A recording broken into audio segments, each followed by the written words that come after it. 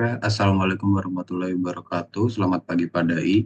Perkenalkan nama saya Farel Jenitra Bayu Putra dengan NPM 22060655542 dari kelas Sistem Konversi Energi 01. Dan pada kesempatan kali ini saya akan mempresentasikan tentang hasil ujian semester saya di matkul SKI ini. Nah, yang pertama ini adalah dokumentasi lembar ujian tadi pada hari Kamis jam 8 pagi. Nah, di sini untuk membantu lebih memperjelas, saya membuat dalam versi teksnya.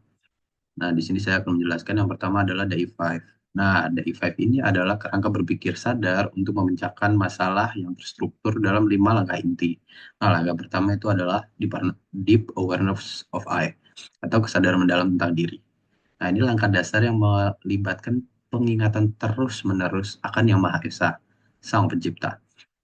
Langkah ini menekankan kesadaran individu atau jiwa dan pengenalan diri, menyelaraskan tindakan dengan tujuan akhir untuk mengenal dan mengakui Tuhan. Ini adalah kondisi nafas yang akan menjadi lapisan yang inti.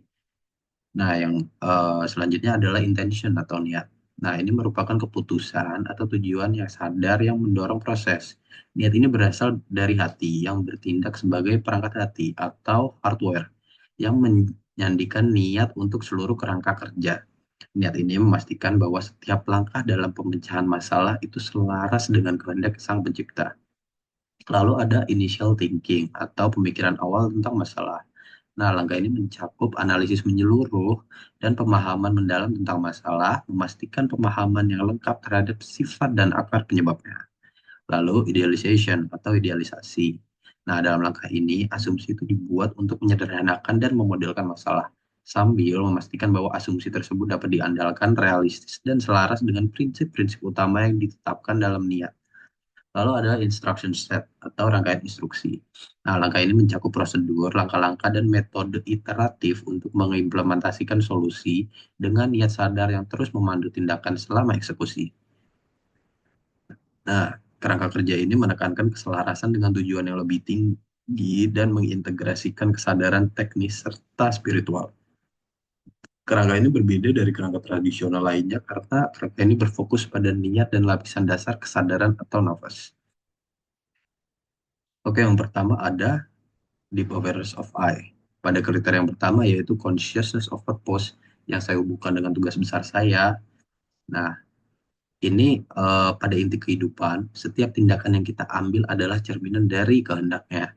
Dalam proyek ini, solusi meja angkat hidrolik dirancang dengan kesadaran bahwa kemampuan kita untuk menciptakan teknologi adalah amanah dari Tuhan. Tujuan akhirnya adalah untuk membantu manusia dalam bekerja dengan lebih efisien dan aman, sehingga waktu dan energi mereka dapat digunakan untuk hal-hal yang lebih bermakna, seperti beribadah dan berbuat baik kepada sesama.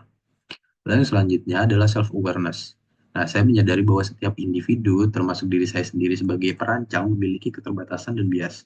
Oleh karena itu, setiap langkah dalam proyek ini saya jalani dengan kehati-hatian, terbuka dalam kritik, dan memastikan setiap keputusan teknis selaras dengan nilai-nilai kebenaran yang saya yakini.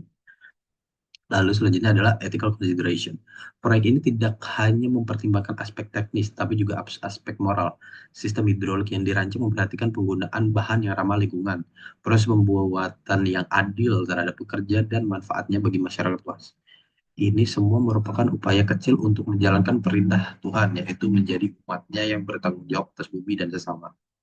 Lalu yang keempat ada integration of CCIT, atau cara cerdas ingat Tuhan. Setiap langkah dalam perencanaan ini dimulai dengan doa yang yang kita mengingat bahwa segala ilmu yang kita miliki adalah sejatinya milik Tuhan. Selama proses, saya mengintegrasikan momen refleksi untuk memastikan solusi yang dihasilkan benar-benar bermanfaat dan tidak menimbulkan mudarat. Hal yang kelima ada critical reflection. Saya merenungkan bahwa teknologi sederhana seperti meja angkat hidrolik dapat memiliki dampak besar bagi kehidupan manusia. Tidak hanya meningkatkan produktivitas, tetapi juga menciptakan rasa syukur atas nikmat Tuhan yang berupa kemampuan akal untuk menciptakan solusi yang inovatif. Lalu yang keenam ada continuum of awareness. Kesadaran ini bukan hanya hadir di awal, tetapi menjadi benang merah yang mengalir sepanjang proses desain. Memastikan setiap keputusan teknis tidak hanya efisien, tapi juga membawa nilai spiritual yang mendalam. Lalu untuk layer selanjutnya ada intention. Nah, intention ini yang pertama ada clarity of intent. Intensi utama dari proyek ini adalah menciptakan solusi teknis yang bermanfaat bagi manusia dengan tujuan akhir yang lebih besar, yaitu mendapat keridhaan dari Tuhan. Lalu untuk nomor 8 ada alignment of objective.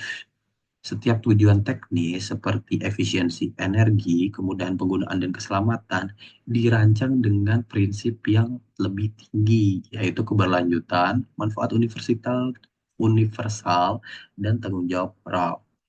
Lalu yang kesembilan ada relevance of intent. Nah, proyek ini menjawab kebutuhan di dunia nyata, di mana ada alat angkat yang aman, murah, efisien, dan sangat diperlukan, terutama di industri kecil dan menengah. Lalu selanjutnya ada sustainability focus. Solusi ini mempertimbangkan dampak lingkungan melalui penggunaan bahan-bahan yang dapat didaur ulang dan teknologi yang hemat energi, yang memastikan keberlanjutan jangka panjang. Lalu ada focus on quality. Saya memastikan solusi ini memiliki standar kualitas yang tinggi melalui pengujian berulang, validasi, dan penggunaan metode perancangan yang berbasis dari data. Lalu untuk yang ketiga ada initial thinking about the problem. Oke, yang poin pertama atau nomor 12 ada problem understanding. Nah, masalah utama yang dihadapi adalah bagaimana mendesain meja akad yang sederhana, terjangkau, namun tetap efisien dan aman untuk digunakan di berbagai sektor industri. Lalu selanjutnya ada stakeholder awareness. Nah, para pemangku kepentingan atau para stakeholder utama dalam proyek ini adalah pekerja, pemilik bisnis, dan masyarakat yang luas. Saya mempertimbangkan kebutuhan mereka, seperti kemudahan penggunaan, keselamatan kerja, dan harga yang terjangkau. Lalu yang selanjutnya ada contextual analysis. Proyek ini dirancang dalam konteks kebutuhan industri kecil di Indonesia, di mana banyak usaha menghadapi tantangan dalam meningkatkan efisiensi dengan anggaran terbatas. Lalu, poin nomor 15 ada root cause analysis. Masalah utamanya adalah kurangnya akses ke alat yang aman dan efisien. Penyebab mendasar ini berakar pada tingginya biaya teknologi yang ada dan kurangnya inovasi lokal yang relevan. Lalu yang selanjutnya ada relevance of analysis. Analisis ini dilakukan didasarkan pada data empiris dan kebutuhan pasar yang nyata, memastikan solusi yang diberikan benar-benar relevan dan aplikatif. Lalu selanjutnya adalah use of data and evidence. Nah, saya menggunakan data-data teknis seperti spesifikasi material hidrolik, efisiensi sistem, dan kebutuhan beban kerja rata-rata untuk memastikan desain memenuhi standar industri. Nah, selanjutnya ada idealization. Nah, yang pertama itu assumption of clarity. Saya mengasumsikan bahwa beban maksimum yang perlu diangkat adalah 500 kg dengan tinggi angkat maksimum adalah 1 meter. Nah, tekanan hidrolik yang tersedia adalah 10 megapascal. Semua asumsi ini disesuaikan dengan studi pasar dan kebutuhan pengguna. Lalu selanjutnya ada creativity and innovation. Proyek ini menggunakan desain inovatif berupa sistem hidrolik manual yang memanfaatkan mekanisme sederhana namun tetap efektif, sehingga biaya produksi dapat ditekan tanpa mengorbankan performa. Lalu selanjutnya ada physical realism. Desain ini sepenuhnya mematuhi hukum fisika, seperti persamaan Bernoulli dan hukum Pascal. Nah, dalam konteks ini, hukum Pascal digunakan untuk menghitung tekanan yang merata di seluruh sistem hidrolik. Nah, kita menggunakan formula yaitu P sama dengan F per A, di mana P itu adalah tekanan, lalu F adalah gaya, dan A adalah luas penampang. Nah, jika gaya yang dihasilkan oleh sistem adalah 5.000 Newton, maka luas penampung piston adalah 0,005 meter kuadrat. Maka tekanan yang dihasilkan adalah sebesar 10 pangkat 6 Pascal. Nah, hasil ini tuh sudah sesuai dengan kapasitas desain. Oke, poin selanjutnya adalah alignment of intent. Nah, solusi ini sejalan dengan niat awal untuk menciptakan alat yang ramah pengguna, terjangkau, dan berkelanjutan. Oke, yang poin ke-22 ada scalability and adaptability. Desain ini dapat dengan mudah disesuaikan untuk berbagai kebutuhan, seperti beban yang lebih berat atau ukuran meja yang lebih besar. Lalu yang selanjutnya adalah simplicity and elegance. Sistem ini menggunakan mekanisme sederhana namun memiliki desain yang estetis, memadukan efisiensi teknik dan keindahan visual. Nah, lebih jauh, Pendekatan idealisasi ini melibatkan skenario simulasi yang mencakup kemungkinan kerusakan, kegagalan material, dan optimasi desain ulang. Analisis finite element method atau FEM digunakan untuk memastikan kekuatan struktur terhadap tekanan hidrolik, serta eksperimen skala kecil yang dilakukan untuk memvalidasi rancangan eh, rancangan secara fisik sebelum produksi massal. Oke, yang selanjutnya ada instruction set. Yang pertama adalah clarity of step. Eh, untuk yang pertama adalah perencanaan awal. Nah, kita ini mengidentifikasi kebutuhan pengguna dan spesifikasi meja angkat. Lalu yang kedua, kita memilih material. Nah, kita memilih material berkualitas seperti baja dengan karbon rendah untuk struktur utama dan komponen hidrolik berbahan tembaga. Lalu perancangan, kita membuat rancangan CAD atau CAD untuk memvisualisasikan desain secara menyeluruh. Lalu perhitungan teknis. Kita menggunakan juga perhitungan teknis, terutama menggunakan rumus dari hukum Pascal tadi, yaitu P sama dengan F per A. Nah, ini rumus ini untuk memvalidasi bahwa tekanan yang dihasilkan itu sesuai dengan kapasitas sistem. Nah, selanjutnya adalah prototipe. Kita membuat prototipe awal untuk pengujian. Nah, langkah selanjutnya adalah pengujian. Setelah membangun prototipe, kita bisa menguji kekuatan, stabilitas, dan efisiensi pengangkatan beban maksimum. Lalu selanjutnya ada revisi. Apabila ada hasil-hasil yang bisa kita revisi atau kita bisa tingkatkan, kita bisa memperbaiki desain berdasarkan hasil pengujian yang kita lakukan tadi. Nah, setelah dirasa prototipe itu sudah sesuai, nah kita bisa melakukan produksi massal, di mana kita melaksanakan produksi skala besar dengan metode manufaktur yang efisien dan ramah lingkungan. Lalu poin selanjutnya adalah comprehensiveness. Nah, panduan ini mencakup semua langkah dari awal hingga akhir, termasuk langkah mitigasi risiko seperti prosedur inspeksi rutin untuk memastikan kinerja dari meja angkat itu tuh optimal. Lalu selanjutnya ada physical interpretation. Nah, hasil tekanan 10 megapascal berarti sistem dapat menghasilkan gaya sebesar 5.000 Newton pada piston, yang memungkinkan meja ini memang dapat mengangkat berat dengan stabil.